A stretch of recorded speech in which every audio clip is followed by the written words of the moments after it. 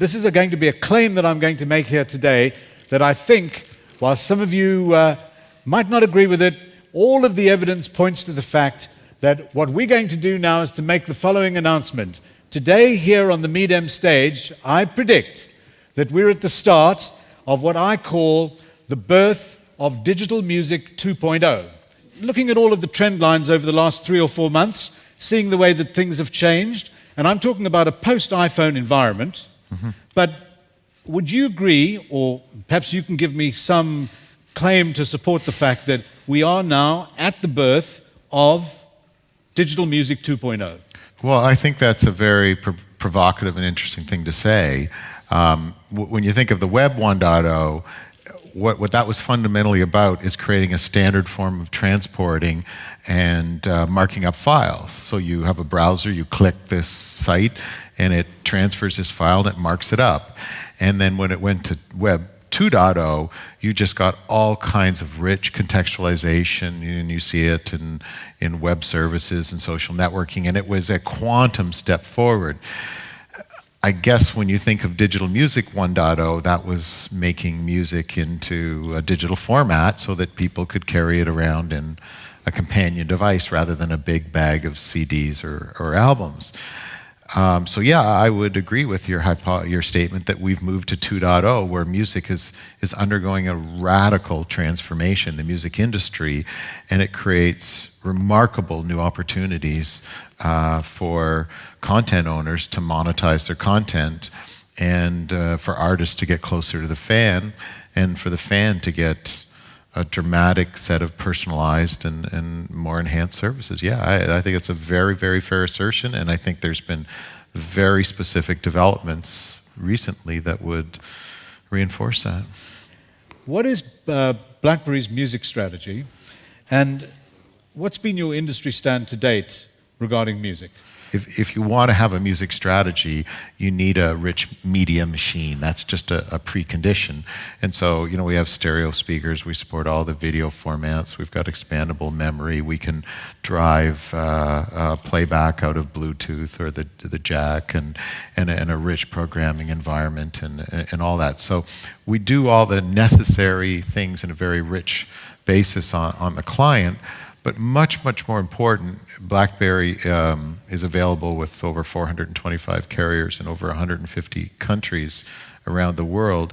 And we have these connected services aspects of BlackBerry. BlackBerry is a service. And so what's key to our strategy is all the third-party developers that are writing music services and very personalized and very special services using the BlackBerry environment. So we view ourselves as a global set of wireless interfaces and convergence systems and a rich wireless presentation environment where this myriad of innovators in the music services market can work with us collaboratively to bring innovative services. Can you perhaps describe some new elements of the new devices? Some of the special things are music is very consumptive of memory, so you've got expandable memory. I have a 16 gig micro SD, and so you can swap and expand your memory.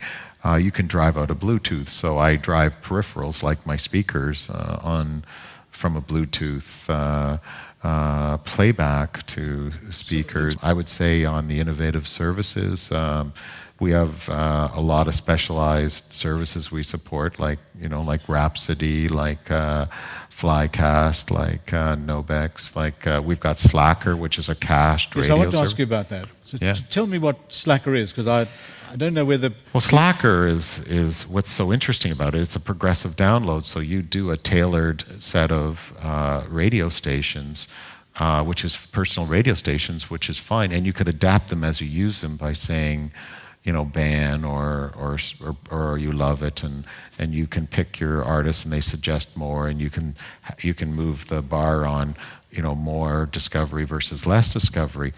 But what's special about it also is that you can have a cache, so when you synchronize it, you can have several hundred songs of your stored on it as to play through it, so it doesn't require a stream. If you're looking at some kind of radio model where you can hear some music on your personalized radio station, as it were, on your device, you also now have the ability that you can click and buy directly from that personalized radio Yeah, yeah, station. yeah, that's true.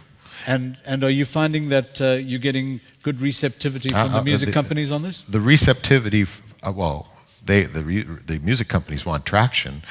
I know from the app companies, the traction has been spectacular. So that's, the revenue relationship back to the radio or the music content players is set. But yeah, the opportunity is spectacular. So the idea is that you're looking to continue to innovate, which you obviously have to do, innovate or die. Yeah. And really try and come up with interesting ways in which you can engage even more strongly with music labels, music publishers, concert promoters, effectively the music ecosystem, which you see as being very much in a kind of partnership scenario with the way that you're looking at innovation. Well, we've sponsored the John Mayer concert, and we sponsored right, the Madonna concert. Madonna. So, so we certainly work on branding, heavily on sponsorship. So that's a real partnership we have with the music industry. And then really the other big thing we got to do is support the developers they've licensed their content to. Right. And you've got this broad array of innovative solutions, most of which are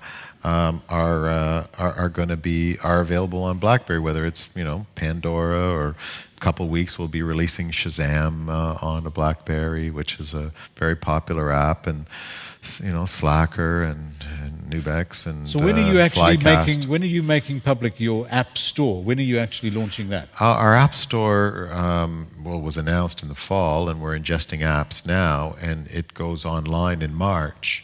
We're going to release it at CTIA, and that has a billing engine and an environment as a channel for developers. So when that happens and you go there, you'll see dozens of music apps, and all pushing their communities with all kinds of, different kinds of solutions to really address the market with all their special capabilities. Do you think, therefore, that it would be correct in saying that today here at Midem, the announcement of the birth of Digital Music 2.0, would that be a justifiable statement? I would agree with that, and I would say you will not recognize the music industry in a couple of years from now. Just like when digital music players really got popular 7-8 years ago and you didn't recognize the industry, you will not recognize this industry in 2 years, and I believe a tremendous number of new revenue sources are going to be levered out of the content owners who thought fully apply. Yes.